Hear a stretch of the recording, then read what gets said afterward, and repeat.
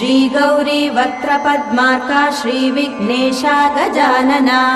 उत्तिष्ठ सुरसम्पूज्या त्रैलोक्यं पालनं कुरु श्रीगौरी वक्त्रपद्मार्का श्रीविघ्नेशा गजानना उत्तिष्ठ सुरसम्पूज्या त्रैलोक्यं पालनं कुरु उत्तिष्ठोत्तिष्ठ हेरम्बा उत्तिष्ठ गणनायका उत्तिष्ठ करुणापूर्णा भक्तानां भाग्यदायका उत्तिष्ठोत्तिष्ठ हेरम्बा उत्तिष्ठ गणनायका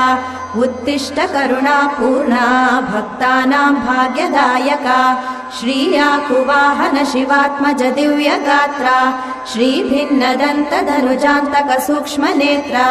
सर्वार्ति दुःख शमना फणिराजसूत्रा